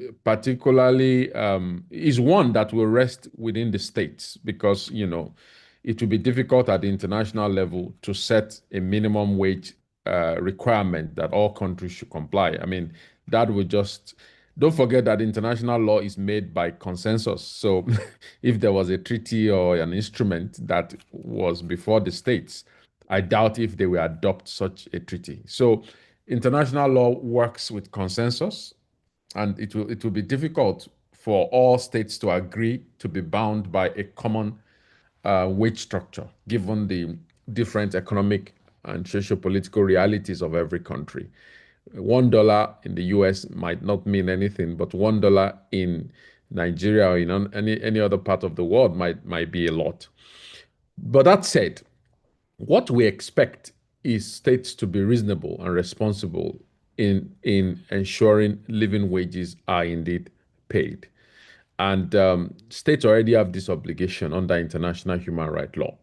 Even though international law does not say this is the amount, the obligation is already there. And so there is really no reason why states should fold their arms and watch companies pay whatever they want.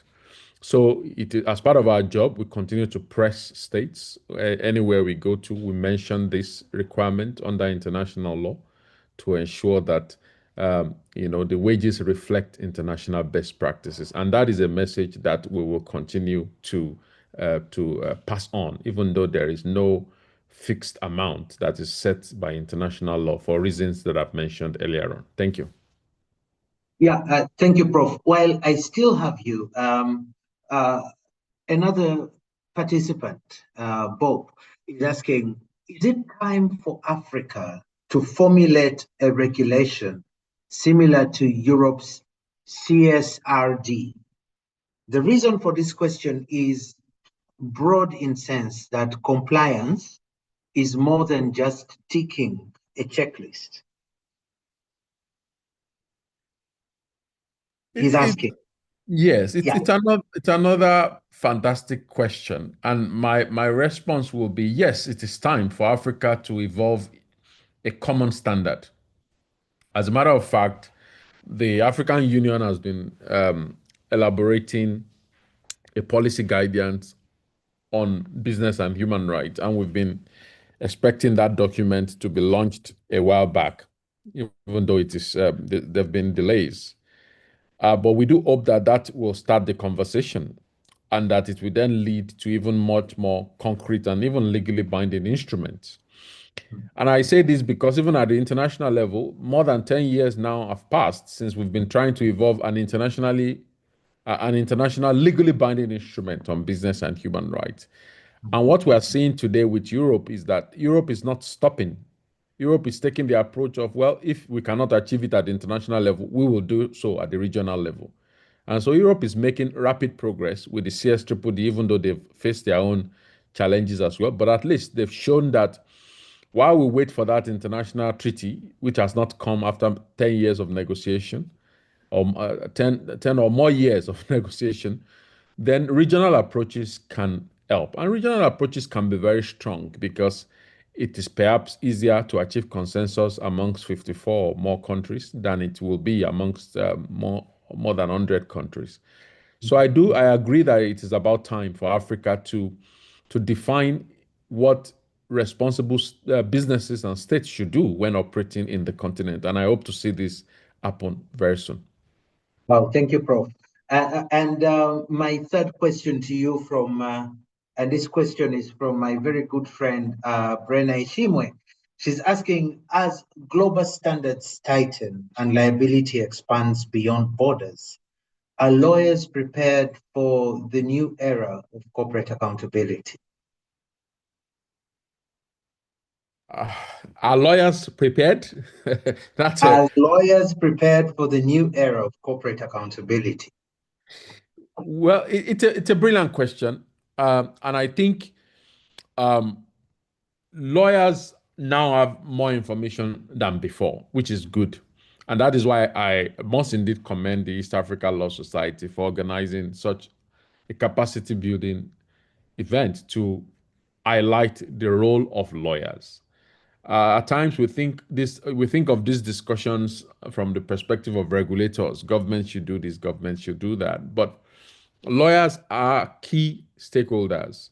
When we're talking of access to remedy, for example, it's the lawyers that prepare these contracts. It's the lawyers that review and negotiate this agreement. And there is no reason why we cannot have alternative dispute resolution clauses in this contract that we can leverage to resolve disputes relating to even human rights. We tend to think of ADR as just useful for commercial disputes. And we have challenged states that if there is any law that says ADR can only be used for commercial dispute, then that law is archaic and should be updated. So we want to see lawyers integrate ADR clauses in contracts. We want to see lawyers providing counsel to clients on the importance of human right due diligence as we do environmental due diligence or environmental impact assessment. We want to see lawyers guiding their clients on, how to anticipate environmental risk, how to anticipate pollution risk, how to integrate greenhouse gas emission reduction across their value chains. So lawyers have key roles to play. And I think capacity building events like this will further prepare lawyers to play these roles. But I think another thing I would like to see is across Europe, you now have even law firms having specialist practice groups. I've seen law firms having business and human rights practice group, corporate social responsibility practice group. I want to see law firms across Africa evolve to this as well, because there's a huge potential for us to serve as trusted advisors to companies in this regard. So lawyers have the resources provided by society and other stakeholders, and I want to see lawyers rise to the occasion. Wow, thank you. Thank you so much, Prof. Moving on to another question, and this goes to you, Clarice. Martha thanks you for the amazing discussion. And Martha is asking, as in-house counsel, how do you balance effective advisory to the organization and your own job security? Especially because your advice can be seen to be inhibiting business or profit. Thank you. Thank you for the question. I was trying to switch on my camera. Yeah, I understand where the question is coming from, Martha, the need to balance the profits of the business and you being there to ensure that the business is profitable, but at the same time as legal counsel who's aware of the need for ensuring the business is carried out in a human rights centric way, is sustainable, not just economically, but also socially and environmentally, is also weighing on you. I think what to remember is that when you take care of the social and the environmental and the human rights and all those related issues, at the end of the day, you are taking care of the bottom line in the business and the profit that the business should be having. So the way to go about it would be to package your advice in a way that shows the big why. And your why is not just what we are seeing at the top or at surface level. Your why, when you unpack it, eventually will speak to those business or profit interests. So one of the best ways to be able to make that balance is how you package your advice, how you communicate the reason for why the business must follow a sustainable pathway, and being able to package that advice in a way that speaks to the business concerns. Of course, not shooing away the real thing that human rights are human rights and environment must be protected and the social dimensions must be paramount as well. Not covering those up, but shining a light on them and also why they matter from a business perspective. I think would be the most important and effective way of maintaining that balance. Thank you, Clarice. Still with you, a question from Belinda. Given that social safeguards are often the make or break of carbon credits, how does your assessment move beyond point-in-time compliance to ensure long-term community benefit sharing and land tenure security in volatile jurisdictions? And she goes on to ask, how do we ensure that our ESG due diligence for those projects is predictive rather than reactive, especially regarding the evolving definitions and standards? Okay, yeah, that's also a very good question. The fact that you have this point in time compliance, but your project is long-term, your contract is long-term in carbon projects. Sometimes you're asking for 40 years for the permanence question to be answered. So how do you ensure that it's not just sustainable at the time of signing, but throughout? That's what I get from the question. And my answer would be by ensuring continuous monitoring of the project. So that you're not just advising one time and the next time you see your client is when there's a crisis, but actually having a process. And I mentioned that maybe you could automate the way in litigation we have bring up the file after a certain number of weeks or days. It could also be a way of, if you're in this space, to bring up that file. Let's see where we are at. What has happened between when we signed and now would be one of the ways, continuous monitoring. Another practical way that I see firms doing it, or advocates, is proactively sending out alerts or knowledge material to clients, such that if the client is a carbon project and there's new knowledge coming out, for example, there's a court case or there's a new law or there's a new standard that has an impact on the community, you share. That prompts them to want to know, how does this apply to my business? How does this apply to the communities we signed with? So that you're always in communication, so to speak, when it's relevant, but just ensuring that you maintain that communication is important. And then also just maybe in carbon projects, for example, in Kenya, I think the law has tried to address the issue of the long-termness of it. For example, the benefit sharing agreements must be reviewed every 5 years. And that's one of the ways the legal framework tries to address this issue of benefit sharing, land tenure. When changes happen, can we amend? Can we have reviews? So also maybe inserting review clauses in contracts could also be one of the ways that you allow frequent checkups to ensure that you're keeping the process of social safeguarding continuous. And I think that also answers the second part of the question. The fact that the evolving definitions and standards is true. The carbon market space, the environmental ESG space is constantly changing. A lot of acronyms, a lot of new science, new standards. So by staying up to date as legal advisors and then finding a way to sharing the new knowledge with our clients is also important. Wow, thank you. And finally, Clarice, from Ms. Shimwe, she's asking, when projects operate in high-risk sectors, how can legal advice prevent conflict before it becomes crisis? How can legal advice do what? How can legal advice prevent conflict before it becomes crisis?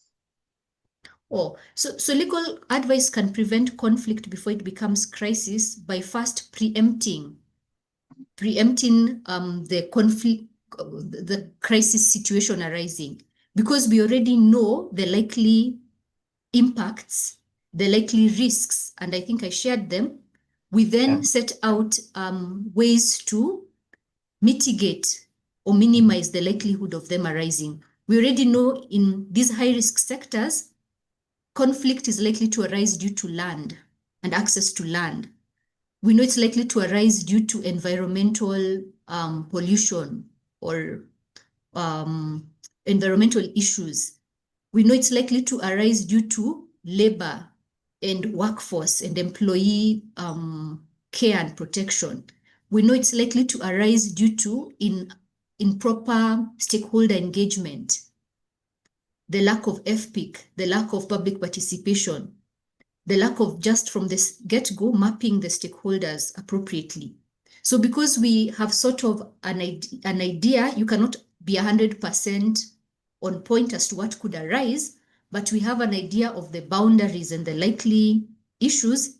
We then find a way to set up checks and balances early on before even the issues arise. So for example, for land, we talked about making sure you have social license to operate, you have the right people engaged, the rightful landowners, you have their free, prior and informed consent to be on their land. If they must be resettled, it must be in accordance with the law. If you carry out all those steps, then you have preempted the crisis. Though, of course, like I say, it cannot always be 100%, but the important thing is to do your best. And then whatever else arises, you then meet it at that point. Wow, thank you.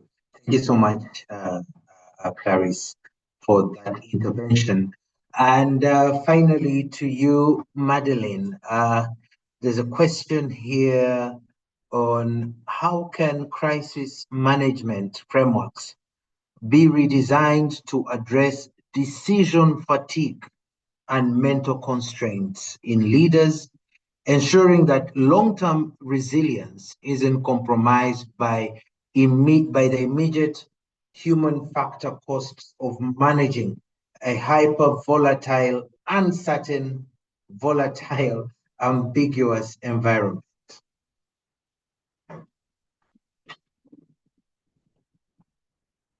Madeline?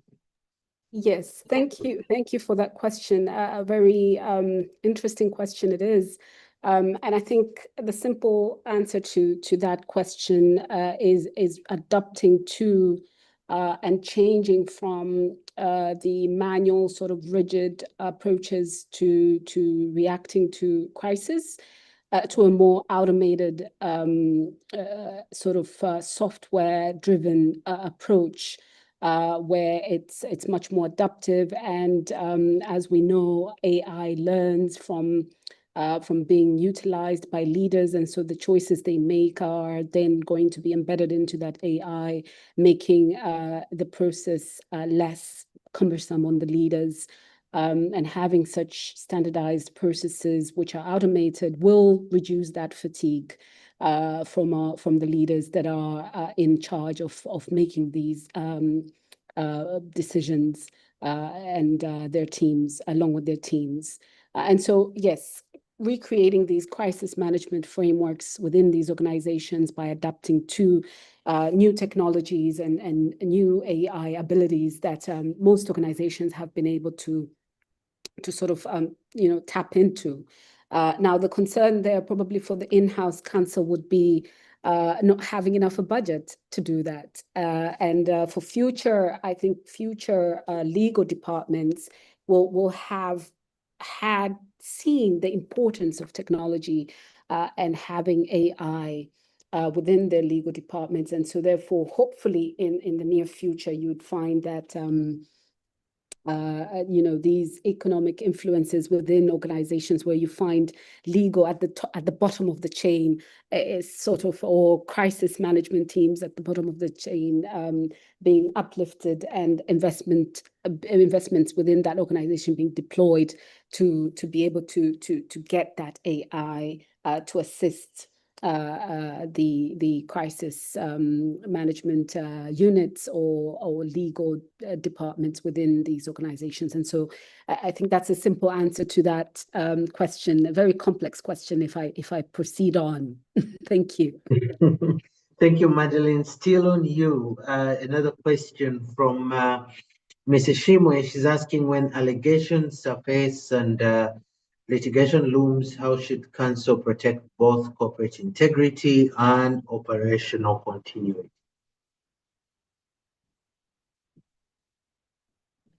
Thank you.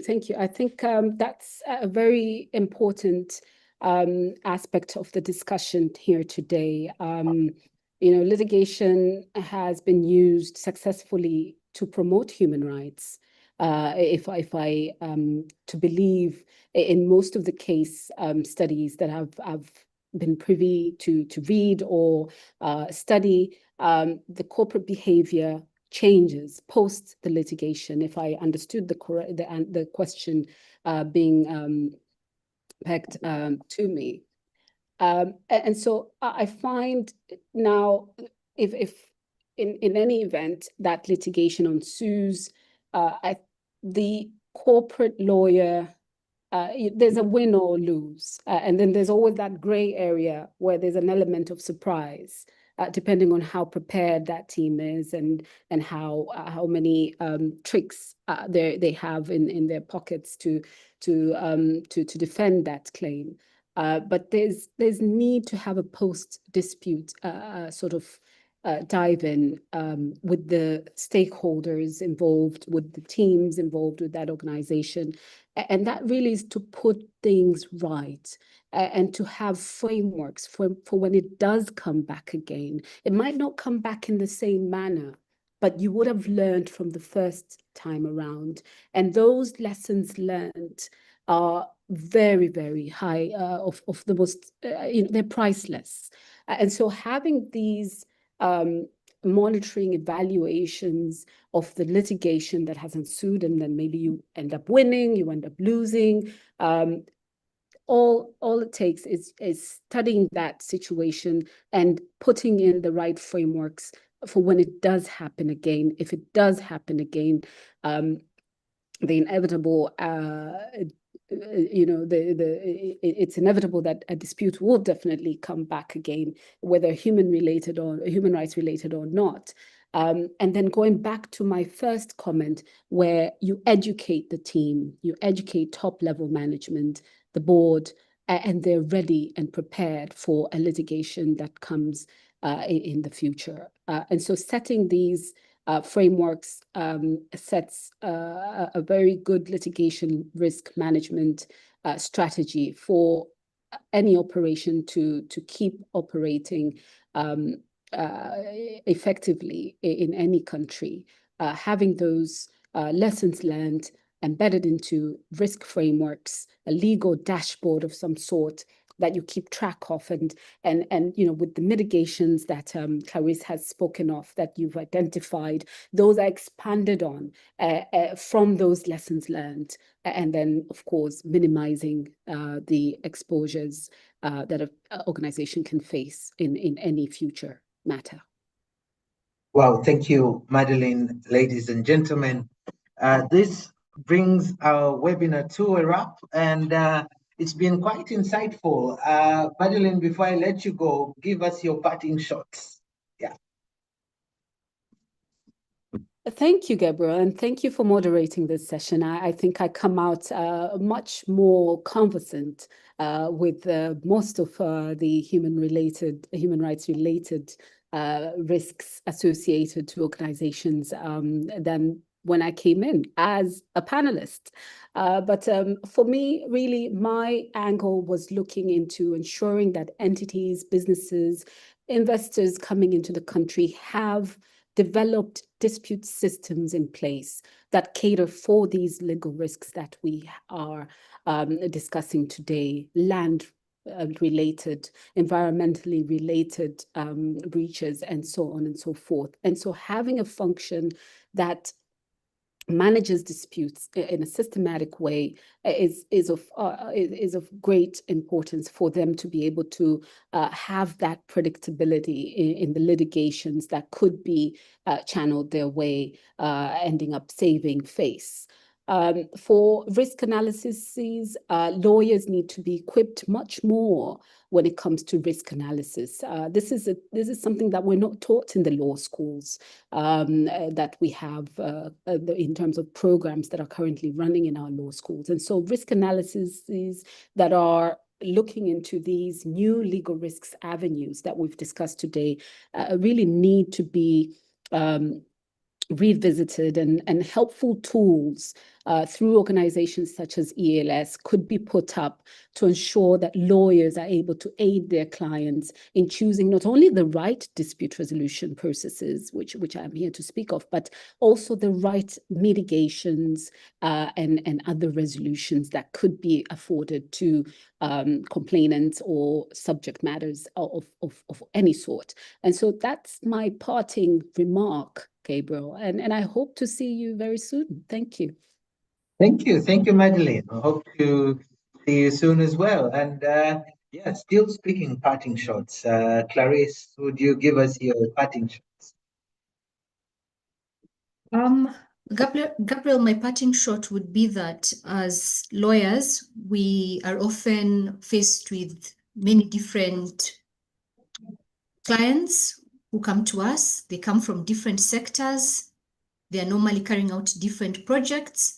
And noting that risk has evolved, the conceptualization and understanding of risk has evolved, it is important that we no longer just take on what comes to our desks without a deeper analysis and understanding of its risk profile, meaning that we must review material risks of all the projects that come to our desks or come before us, and understand what strategies we need to apply to minimize or mitigate the risk at hand.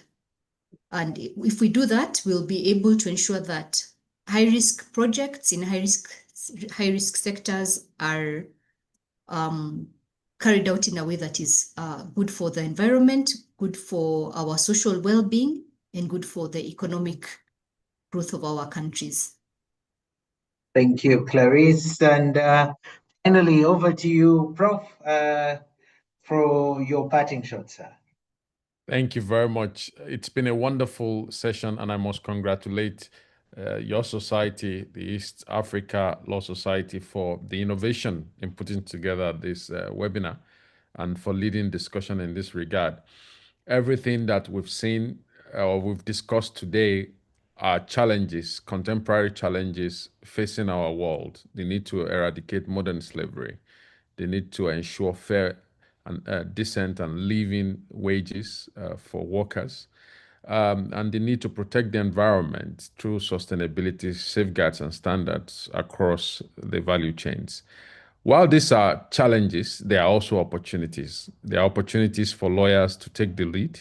And like they say, opportunity favors the prepared. So lawyers that are prepared will be the early movers in this regard, and they will be the trusted counsel to government and to businesses. So I do hope that all of us can take this opportunity, can take these discussions as opportunities to make our mark and be leaders in this era. Thank you. Thank you so much, Prof. And thank you for your very kind invitation to the legal fraternity to be part of the 15-year anniversary of the UN Guiding Principles. We'll certainly be very glad to join that conversation. And thank you, our esteemed panelists, on behalf of the Secretariat of the East Africa Law Society, our CEO, Mr. David Sigano, our President, our dear President, Mr. Ramadan Abubekar. We'd like to thank you sincerely, Professor Damilola, Clarice, and Madeleine, for your extraordinary insights today. It's been quite insightful, quite engaging, I must say. And thank you to our dear participants for your engagement. Today, we've really explored the full spectrum of corporate advisory, from risks to embedding ESGs to managing crises within the practice. And so as participants, I urge us all to take these lessons back to our practice. Let's anticipate risk, integrate ESG and governance into our advice, and let's position ourselves as strategic advisors, helping reasonable corporate conduct. And this concludes our webinar today. We wish you all a very productive and insightful day ahead. And please be on the watch out on Thursday. Our professional building series continues, and this time we'll be discussing global competence of the African lawyer. And our keynote will be the Honorable Judge Peter Herbert and an esteemed panel of speakers then. So please sign up for the session. It will be happening on Thursday, 19th of February, 2026. So thank you once again, our esteemed panelists, Prof. Damilola, Ms. Clarice, and Ms. Madeline for your perspectives. And to our participants, please note that we'll share a recording of this session, but you can also visit our YouTube channel at East Africa Law Society and watch this session again, but we'll share a link to the recording as well as the presentations. I've seen quite a number of requests for the presentations, so we'll have them shared with you all. And wishing you a very blessed evening, and stay blessed, stay safe until we meet again